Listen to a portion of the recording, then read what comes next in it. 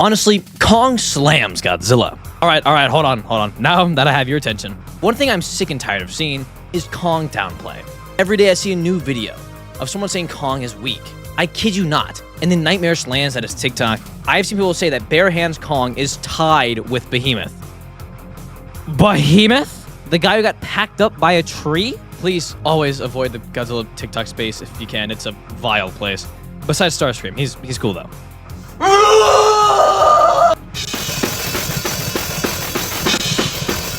But then, on the other hand, you have the Kong stands, who say Kong and Godzilla is a 50-50 fight, which, like, no. So, today, I thought, why not give a shot at this, and really say where Kong lands in the Monsterverse. With that being said, hello everyone, I am Godzilla Guy, and today, we'll be going through a list of kaiju in the Monsterverse to find out where Kong stands. So, firstly, which Kong? Well, Monkey Kong, just him. No axe, no glove, no Suko, no Shimo, no bird. Just his bare hands. So, how does he hold up? Let's look at the bracket you have to climb through.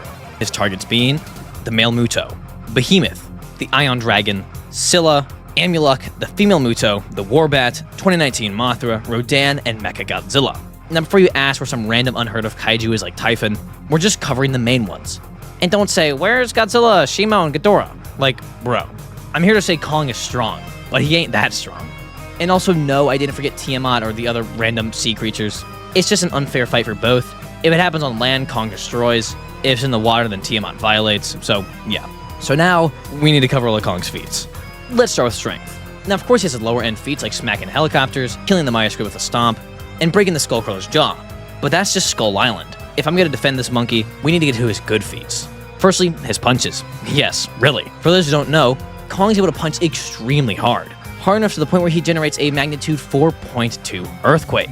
He was also able to easily overpower Camazotz. Now, there is no given weight for Camazotz, but if we use the other flyers and their weights as reference, he should be around 30,000 metric tons. Then, later we get to all of Kong's good feats in Godzilla vs. Kong, where he has some really good feats of strength, such as being able to hold off Godzilla in the water, and then further stun him with a headbutt. Not knock out, stun.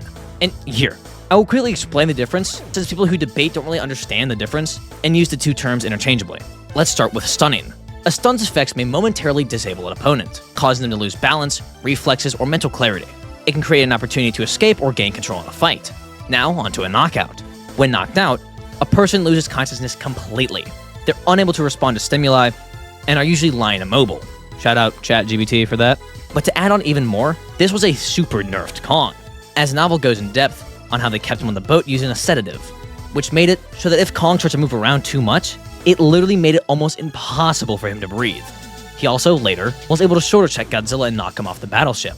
Monsterverse Godzilla in the scene just being normal Dohei Goji, who weighs in at 99,634 US tons.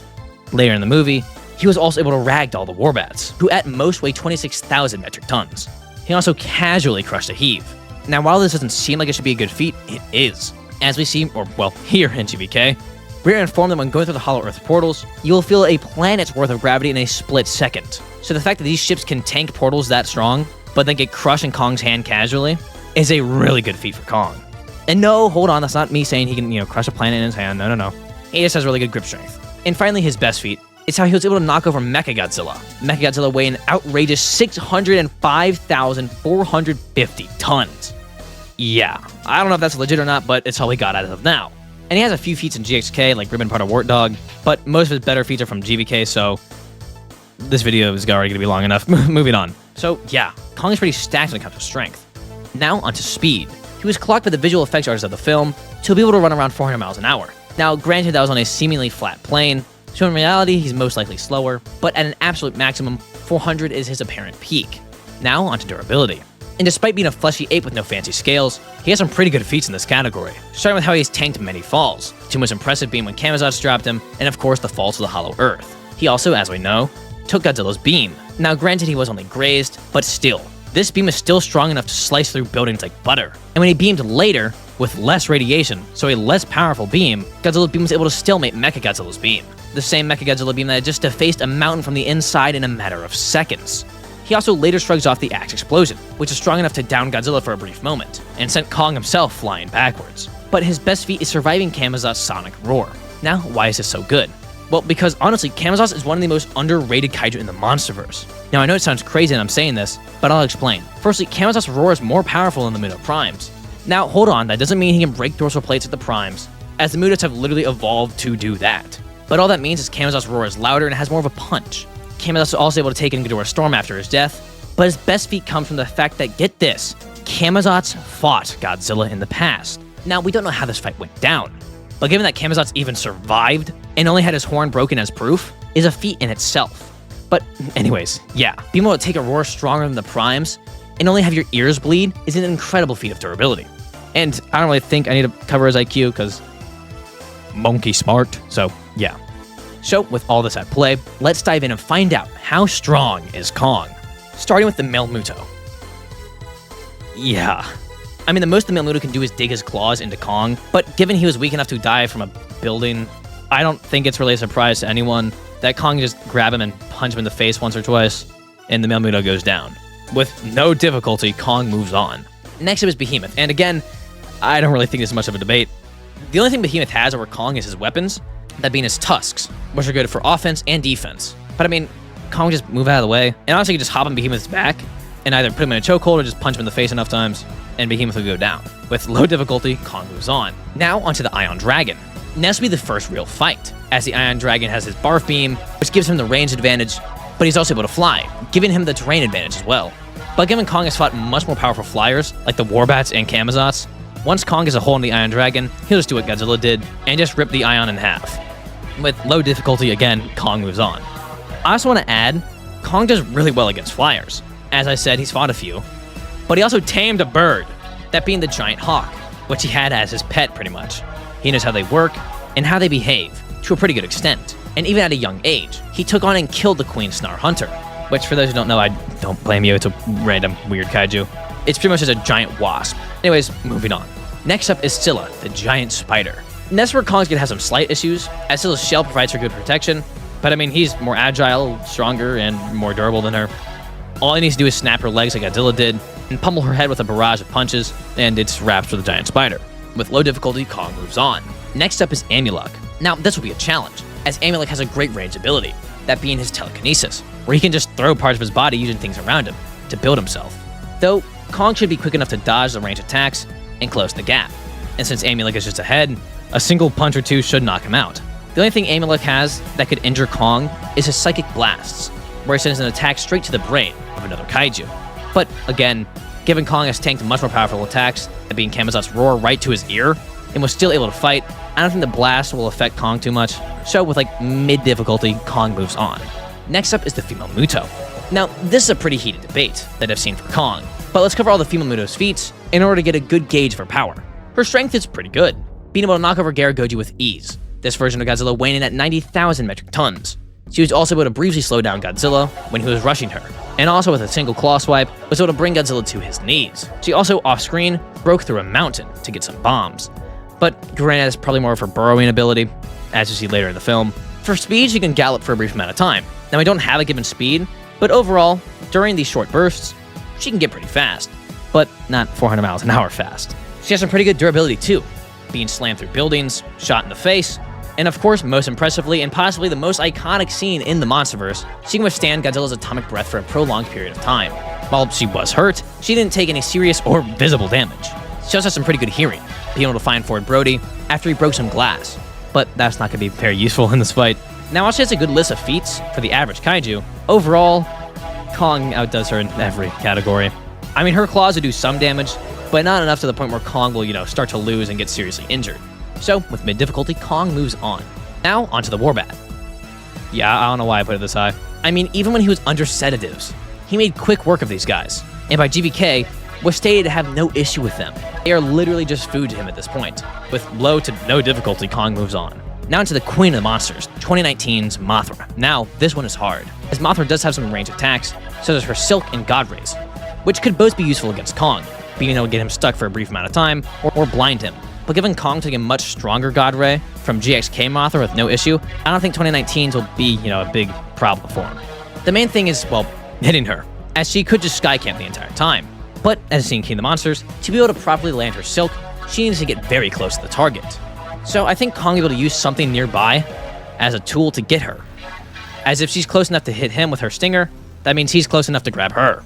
And once he does get his hands on her, he can just snap her like a twig, to be honest. So with mid to high difficulty, Kong moves on. Also, if you're liking this video, then consider subscribing. These videos take a lot of work, and hitting that silly little button is the best way to support. And now, finally, the main reason I made this video, Rodan. Yeah, to those who didn't see the poll, it was either Kong vs. Rodan or this, which is just Kong vs. Rodan with more steps. So we know of Kong's feats, but we need to cover Rodan's. Rodan's feats of strength include making a big shockwave with the clap of his wings. He's able to crush jets in his hands with ease, and was able to throw Mothra into a building. The Monsterverse version of Mothra weighing around 25,000 tons. But his best feat is when he was able to clash against and mostly halt the one who is many, King Ghidorah. Now, by no means did he stop Ghidorah. He just kind of stalled him. And he was using his own body as a counterweight, but being able to somewhat stop the 141,000 tons that is Ghidorah is a pretty good feat. When it comes to speed, he's able to keep up and outpace both F-35 Lightning IIs and FA-18 Hornets, meaning he can go somewhere from Mach 1.7 to Mach 1.9 on speed. He's also somewhat durable, being able to tank a hard fall to the ground from Mothra, and he's able to take a single beam to the chest from Ghidorah point blank. But before I move on, to be honest, this feat is really overhyped. I'd argue almost every Monsterverse Titan could do the same feat. Maybe besides like the male Muto, even someone as weak as Behemoth should be alright. I mean, he'll be injured, but he'll be alive. And I mean, look at the start of the film. Ghidorah shoots all 3 of his beams to the ground, and it literally does almost no damage to the ice. So yeah, his beams are kind of inconsistent, but I'm just putting that out there. He also did get stabbed by Mothra's stinger, so his durability is kind of all over the place. It's kind of weird. His IQ, yeah. But he does have some good ranged abilities. That being, he can shoot fireballs. Yeah, I never see anyone talk about this, but he can shoot fireballs, which is pretty cool. But the best thing he's got is just his general heat. Just by touching Mothra, he was able to catch her on fire. So Kong will have some trouble, given that, well, you know, the hair. So, with Rodan's stats on the table, he, takes speed, which is, I mean, no surprise. And Kong still takes strength, durability, and IQ. And, well, I'm happy to say that Kong absolutely wins against Rodan. Oh, you're a Kong glazer, shut up. Now, look, Rodan could just try and shoot his fireballs forever, but given their speed, Kong could pretty easily avoid them. Now, the real battle is when Rodan comes close to Kong. Now, don't get me wrong, Kong is quickly going to start to catch on fire. But as we see when he got beamed by Godzilla, he can quickly just pat it out. And I mean, he got sent ablaze before, and he's still with us. Kong would just do what he did to the Warbat and crunch his wings. And before you bring up Kong's weakness of lava, there are a few things. One, those Kongs are much weaker than our Kong. But the main thing, they were completely submerged in lava. Even if you wrung out Rodan like a wet towel, it wouldn't nearly be enough lava to submerge Kong. At the absolute worst, he will completely burn his arms or legs. But in order to do that to the severity, he would just have to sit there in the lava, which he wouldn't do. So yeah, that's the main purpose of the video right there. Kong is stronger, more durable, and smarter than Rodan. He has faced much stronger flyers. And before you comment, oh, so you think Camazotz beats Rodan? Yes, I do. Kong will struggle due to the heat, but with high difficulty, he moves on. And finally, Mechagodzilla. Yeah, GG's Kong.